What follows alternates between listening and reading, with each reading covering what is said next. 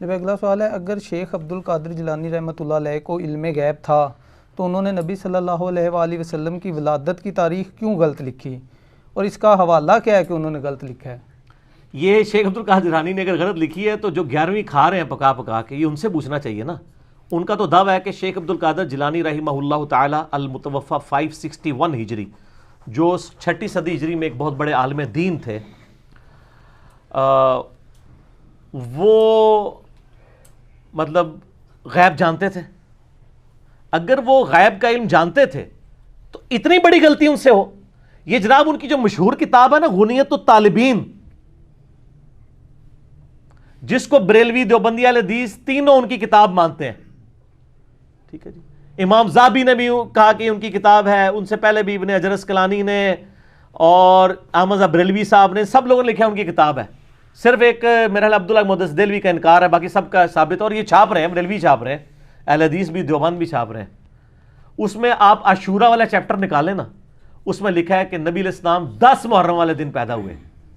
جو ہمارے مسلمانوں کے بچے بچے کو پتا ہے کہ نبی علیہ السلام 12 ربیع الاول کو پیدا ہوئے، چلے 12 کی تاریخ پہ اگر کوئی اختلاف بھی کرے وہ اب ختم ہو گیا۔ میں نے تو دلائل النبوہ امام بیہقی کی کتاب میں 4 نمبر اثر ہے کہ محمد ابن اسحاق امام المغازی فرماتے ہیں کہ نبی علیہ السلام سوموار والے دن عام الفیل والے سال، جس سال ابرا کا لشکر تباہ کیا گیا تھا، 12 ربیع الاول کو پیدا ہوئے صبح سحری کے وقت۔ تو ربیع الاول پہ تو ویسے ہی اجماع ہے سنی شیعہ کا، ایون اصول الکافی میں بھی موجود ہے کہ نبی علیہ السلام 12 ربیع الاول کو پیدا ہوئے، جو شیعہ کی معتبر کتاب ہے۔ سنی شیعہ دونوں کی کتابیں مانتی ہیں کہ 12 ربیع الاول ہے۔ 12 پہ اگر اختلاف بھی ہے، کوئی 8 کہتا ہے، کوئی 9 کہتا ہے ربیع الاول ہی ہے۔ تو شیخ عبد القادر جیلانی کو یہ بنیادی بات نہیں پتا تھی؟ غنیت الطالبین میں لکھا ہوا ہے، شکر ہے لکھا ہوا ہے، اس لیے لکھا ہے تاکہ آپ کو پتہ چل جائے بزرگوں کو علم غیب کوئی نہیں تھا۔ اور اس لیول کی غلطی ہوئی کہ جو بچے بچے کو پتا ہے، ایڈی بڑی غلطی، 10 محرم لکھ دیا۔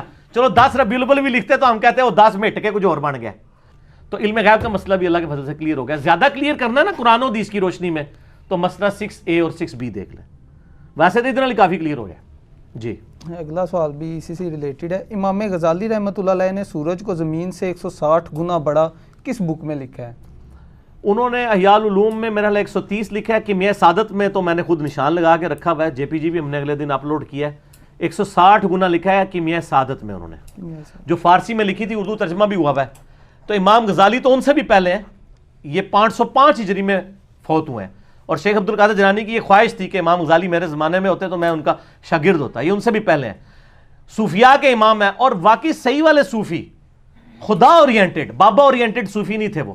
ان کی کتابوں میں خدا کی ہی اورینٹیشن ملتی ہے، اسی کے گرد سب کچھ۔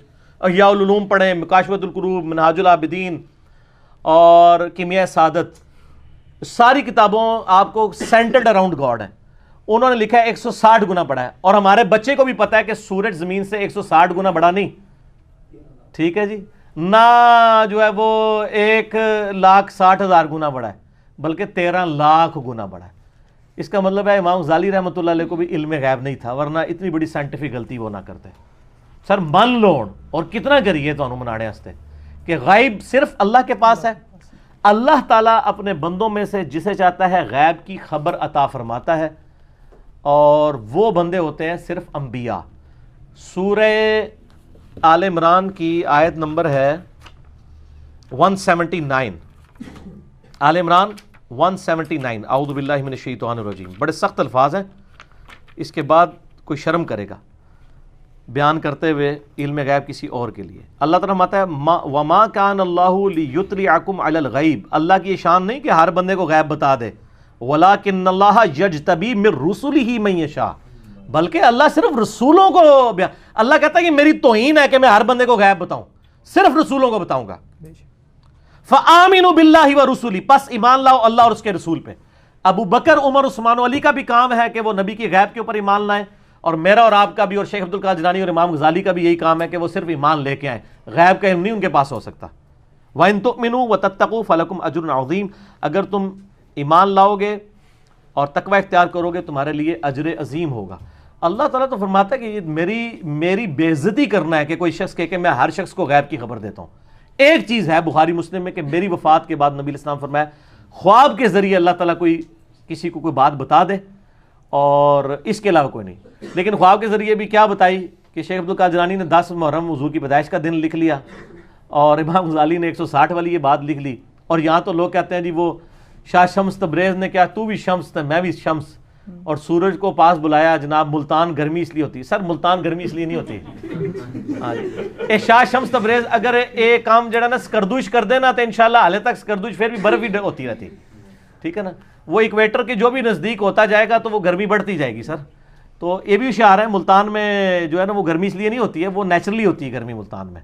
تو یہ جھوٹے واقعات ہیں۔ یہاں تو ہر وہ سودا بکتا ہے جس میں وہ میں نے آپ کو بتایا نا کہ مثنوی مولانا روم میں ایک جعلی واقعہ لکھا ہوا ہے کہ جی موسیٰ علیہ السلام ایک بندے کے پاس سے گزرے، وہ کہہ رہا تھا اللہ کبھی میرے پاس آ، میں تجھے کنگھی کروں، میں تجھے نہلاؤں دلاؤں اچھے کپڑے پہناؤں۔ تو موسیٰ علیہ السلام نے اسے کہا کہ اللہ تعالیٰ کے بارے میں یہ صفات نہ منسوب کرو، ٹھیک ہے۔ جب موسیٰ علیہ السلام اللہ کے پاس گئے تو اللہ نے الٹا موسیٰ کو ڈانٹ دیا نعوذ باللہ کہ تو میرا بندہ ہی ناراض کر چھڑے۔ تو موسیٰ اور کیا کردا، موسیٰ دی ڈیوٹی ہے لوگوں نے دسیا کہ اللہ نو کنج مننا ہے، اللہ کو گڈا ہے، اللہ کی صفات ہے لیس کمثلہ شیء وہو السمیع البصیر، اللہ کی مثل کوئی شے نہیں ہے، وہ سننے والا دیکھنے والا ہے، اللہ کی صفات ہے۔ ولا تقولوا علی اللہ الا الحق، اللہ کے اوپر مت بولو سوائے اس کے جو حق ہے۔ اللہ کے بارے میں آپ نے وہی عقیدہ رکھنا ہے نا جو پیغمبروں نے بتانا ہے۔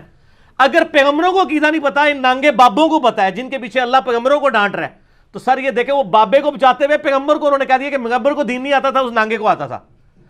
تو اس کا مطلب اگر پیغمبر کو دین نہ آئے تو اس کا مطلب کیا ہے؟ اس کا مطلب یہ ہے کہ اللہ کو نہیں آیا پڑھانا۔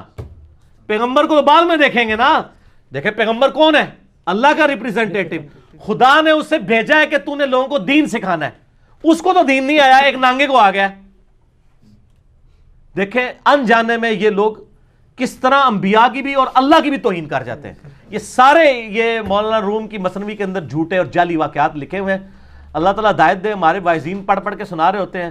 اور ایک اور بھی مشہور کیا جی، وہ ایک بندہ اللہ نے کہا منو انسانی گوشت چاہیے، ٹھیک ہے، ایک بندے کوئی بھی نہیں دے رہا، ایک بندے کو گیا انہوں نے کہا جی ادھروں بھی وڈ لے ادھروں بھی وڈ لے، خدا کے لیے یار، یعنی اور پھر اللہ تعالیٰ کے پاس گئے تو اللہ تعالیٰ نے فرمایا موسیٰ تو بھی انسان تھا، تو نے اپنا جسم کیوں نہیں کاٹ کے مجھے دے دیا؟ استغفر اللہ واتوب الیہ۔ یعنی یہ شریعت بتا رہے ہیں۔ نبی تو ہر کام اللہ کی وحی سے کر رہا ہوتا ہے، جو وحی سے ریلیٹڈ چیزیں ہوتی ہیں۔ تو انسانی گوشت نہیں چاہیے، جب چاہیے تھا نا تو کوئی غلطی نہیں کھائی ہے۔ ابراہیم علیہ السلام کو اللہ نے خواب دکھائی کہ اپنے بیٹے کی قربانی کرو، تو انہوں نے، بیٹے نے بھی ثابت قدمی دکھائی، ابراہیم نے بھی۔ یہ ہے قرآن اور یہ ہے مثنوی شریف، جنہوں کہتے ہیں فارسی کا قرآن۔ اے فارسی دی قرآن ہے، عربی والا قرآن جڑا ہے نا وہ اے محمد رسول اللہ تے نازل ہویا ہے، اے ساڈا قرآن ہے، وہ تہاڈا ہوئے گا صلی اللہ علیہ وآلہ وسلم، ٹھیک ہے جی۔ علی بھائی اگلا سوال ہے، یار میرے کو گستاخی کراندے ہو تسی بزرگاں دی، میری کوشش نہیں ہوتی لیکن کیا کریں، نبی کی شان بیان کرنے کے لیے ضروری ہے کہ بزرگوں کی گستاخی ہو، کیونکہ جو بزرگ رسول اللہ کے خلاف کھڑے ہوئے ہیں آٹومیٹکلی ان کی گستاخی ہو جائے گی، یہ تو آٹومیٹک ہے۔ جب نبی کی شان کو آپ بیان کریں گے تو نبی کے جو دشمن ہیں ان کی خود بخود نگیشن ہو جاتی ہے۔ ایک دین وہ ہے جو اللہ نے اپنے نبی کے ذریعے ہم تک پہنچایا ہے، ایک وہ دین ہے جو بابوں نے قصے کہانیوں کے ذریعے پہنچایا ہے۔ تو یا پھر نبی علیہ السلام کو مان لیں، میں اس میں اکثر بیان کرتا ہوں کتنا مشہور کیا ہوا انہوں نے، مجھے بڑی خوشی ہوئی اس دن مفتی اکمل صاحب کو بھی خیال آیا، انہوں نے بھی کہہ دیا جعلی واقعہ ہے، شاید میری کلپ دیکھ کے انہوں نے کہا پہلے تو کسی کی جرت نہیں ہوئی ہے، بچپن سے پڑھایا جی ویسے کرنی نے دند پان دیتے جی اپنے، سنا میں نا آپ نے، بڑا مشہور۔ اور لوگ 2 نفل پڑھتے ہیں ویسے کرنی کے، کہتے کیلا ان کے لیے نازل ہوا تھا۔ سر کیلے کا ذکر جو ہے نا، کیلے کا ذکر قرآن میں سورہ واقعہ کے اندر موجود ہے کہ کیلوں کے گچھے جنت میں ہوں گے، ویسے کرنی دے ابا جی پردادا جی حضرت بابا آدم تو بھی مطلب جڑا اس تو بھی پہلے جڑا ہے نا اے کیلے موجود نے، اللہ نے جنت میں رکھے ہوئے ہیں کیلے ہونے، اور کیلا نازل ہویا سی، کیلے پہلے بھی موجود سن۔ اے کہانیاں بند کرو، ورنہ کافر جو ہے نا وہ مطلب کہیں گے یہ دین کس قسم کا ہے، وہ تو آپ کو ثابت کر دیں گے کیلا کتنا پرانا ہے زمین کے اوپر، تو آپ کہیں گے ویسے کرنی کے اوپر نازل ہوا ہے کیلا، ٹھیک ہے نا۔ اور میں ایسے کہتا ہوں شکر ہے ہمارے علماء کے لیکچرز انگریزی میں نہیں ہیں، ورنہ کوئی 4 گورے کلمہ بھی پڑھ رہے ہیں نا وہ کہیں گے یار یہ تو سارا فراڈ ہی ہے۔ تو مہربانی کرو انگریزی سیکھیو بھی نہ، یہی کہندے رہو کہ انگریزاں دی زبان ہے، خدا دا نہ سیکھنا، ورنہ مصیبت کھڑی ہو جائے گی اسلام کے لیے۔ کہتے ہیں جی ویسے کرنی نے یہ دانت توڑا، یہ توڑا، یہ توڑا، سارے توڑ دی، بتیسی نکال دی، اور کئی میوزیم، بلکہ میرا خیال ہے بادشاہی مسجد والے میوزیم میں بھی ایک آدھ دانت پڑا ہوا ہے، کتنے میوزیم میں وہ دانت پڑے ہوئے ہیں، ظاہر کاروبار چمک رہے ہیں نا اس کے اوپر۔ اس کی میں نے ان کو پھکی دی تھی، بہت بڑی پھکی، الزامی اینٹی وینم، میں نے ان کو کہا کہ یہ فیصلہ کرو کہ مولا علی بڑا عاشق رسول ہے یا ویسے کرنی. یہ ویسے کرنی سے بھی پوچھو نا تو وہ بھی کانپ اٹھیں گے کہ یار مجھے مولا علی کے ساتھ ذکر کر رہے ہو, کدھر علی اور کدھر میں. اب ویسے کرنی تو جنگ صفین نے مولا علی کے ہاتھ پہ بیعت ہو کے جنگ صفین میں حضرت علی کی طرف سے لڑتے ہوئے معاویہ رضی اللہ تعالیٰ کے خلاف شہید ہوئے ہیں. ٹھیک ہے, تو یہ کہیں گے جی مولا علی بڑے عاشق رسول تھے. یہ زیادہ تر شیعہ ہی بیان کر رہے ہوتے ہیں یا بریلوی کر رہے ہوتے ہیں. تو صحیح مسلم کے اندر غزوہ احد کا چیپٹر نکالیں, اور بخاری میں بھی, دونوں میں یہ حدیث موجود ہے.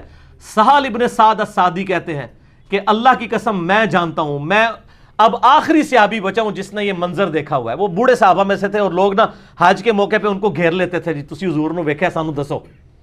میں ان آخری صحابہ میں سے ایک بچ گیا ہوں جس نے احد کا یہ منظر خود دیکھا ہوا ہے. بخاری مسلم دونوں میں ہے کہ نبی علیہ السلام کے جب یہ 4 دانت شہید ہوئے تو اتنا خون نکلا کہ آپ علیہ السلام بے ہوش ہو گئے بلڈ پریشر لاس ہونے کی وجہ سے.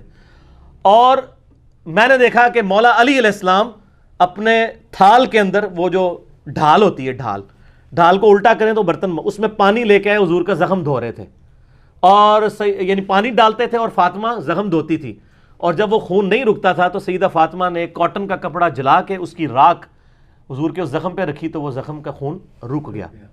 اور قرآن میں بھی ہے نا حضور کی شہادت کی خبر مشہور ہوگی, سورہ ال عمران 144, وما محمد الا رسول قد خلت من قبلہ الرسل, وہ آیت نازل ہوئی تھی. تو میں نے ان کو یہ پھکی دی ہے کہ جس شخص نے اپنے سامنے دانت ٹوٹتے ہوئے دیکھے ہیں, ویسے کرنی نے تو سنے ہی ہے نا, جس نے اسی بھی سنے ہیں, نہ انہیں ویکھا ہے نہ اسی ویکھا ہے. جس نے اپنے سامنے دیکھا, کس نے؟ مولا علی اور فاطمہ نے, جنہوں نے اپنے ہاتھوں سے اس کا مرہم پٹی کی, اس زخم کی, انہوں نے اپنے دانت نہیں توڑے. جناب اے انجینئرنگ ہے, کہتے ہیں انجینئرنگ کرتا ہے. اگر مولا علی اور فاطمہ نے دانت نہیں توڑے تو سر انہوں تو بڑا کوئی عاشق رسول نہیں ہے. تو اب ایسے کرنی نے بھی نہیں توڑے, یہ واقعی جعلی ہے. تو یہ بس ٹنی ہے, یہ ٹنی سنی نہیں ہے, سنا کے سننی, ٹنی اسی پڑھ پڑھا کے سننی. ٹھیک ہو.